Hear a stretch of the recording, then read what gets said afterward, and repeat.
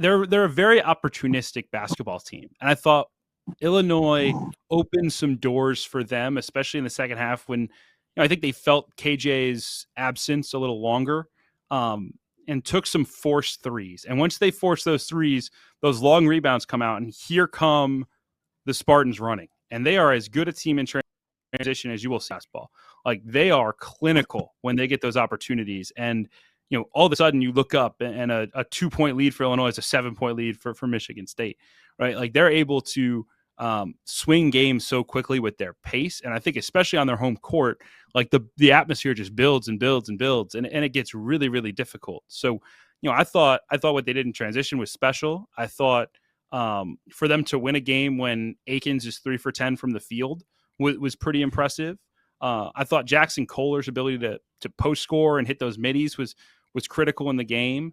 And Cohen Carr in transition was absolutely massive, right? Again, I think the recipe for Michigan State this year is going to be a lot of good basketball from a lot of different people. Like, they're not going to be able to rely one night and say, yes, we are 100% getting 17 from Trey Holloman or 17 from Jaden Akins or 17 from Jackson Kohler. But they just come at you in waves with different bodies who are competitive. They play balls to the wall when they're on the floor. And that makes them a tough out. Again, are they as talented as Illinois? I don't think so, right? But I think they have a real opportunity to win this Big Ten because they're going to protect their home court. They're going to be great in transition, and they can win games despite their lack of three-point shooting. And that, to me, is a SP over a 20-game sample. Now, what does it translate to in March? I think we'll see.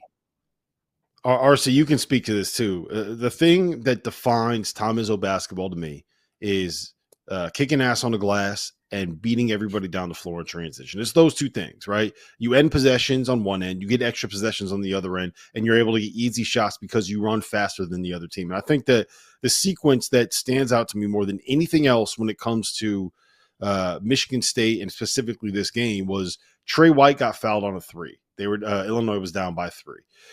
He goes to the line, makes the first, misses the second, misses the third. Michigan State, off of a missed free throw, gets a 2-on-1 break and gets a lob to Cohen Carr. They come down. Illinois comes down the other end, misses another shot. You get another fast break for I forget who. I think it was Trey Holloman. Got all the way to the rim, went coast to coast, and finished a layup. And all of a sudden, a chance in about 30 seconds, a chance that Illinois had to tie the game, turned into a 6-point Michigan lead, and that building is going absolutely nuts.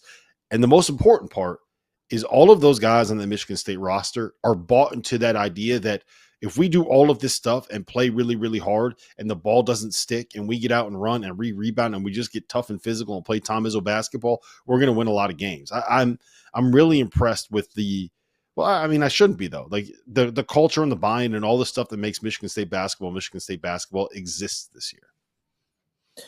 Rob, what's funny is we saw them in Atlanta at the Champions Classic, and we about went to sleep in the game. We were like, man, another Michigan State team. They're gonna struggle offensively. We were all looking at them thinking, man, this team offensively, they're not. It's gonna be the same as it's been the last couple of years. And then I think they've been anything but that. They may not have, like you said, a superstar or one guy carrying them, but it's a 10 deep rotation. All guys bought in. They're just tossing. It doesn't matter who's in. They're all just filling the job, covering each other. They've been fun to watch. So, you guys know, I always told you guys, Izzo is my favorite coach, even though they play football, basketball combined sometimes. They're finding a way to score, man. They're finding a way to score this year, and it's fun to watch. So I've always got a soft spot for Michigan State because of Tom Izzo. Sweeney, if you had to pick somebody to win the Big Ten regular season title today, would it be Michigan State? Is that who you're riding with? Man. Yes, I would. And the reason why, I've been probably Purdue's biggest backer. I felt like they got forgotten about a couple weeks ago. I'm from Purdue. The one thing I will say, they only play each other once, and it's at Michigan State. That's huge. Like, that to me decides the Big Ten regular season title. And I think that's going to be what the story is a lot of times now with these huge leagues, right? If you have 18 teams and 20 league games, like, so much of it's going to be schedule driven. And I think the schedule for Michigan State sets itself up a little bit better, but it's close. And again, Michigan State, give them credit. They've taken care of business. They've won their home games. They've won on the road against the bottom half of the league. We'll see when they go on the road at the top, but they may not need to win a lot of those games to win the league.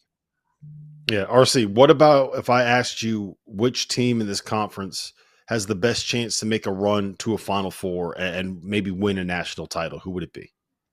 I think it's only Illinois. I think they're the one team that I feel as though have the talent and the ability to go that far.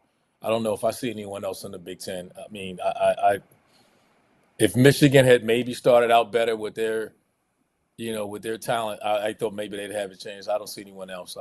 Maryland, I thought would be a little better, playing a little better than they've been in conference play. But no, I think it's Illinois is the only team that I see making a run in San Antonio.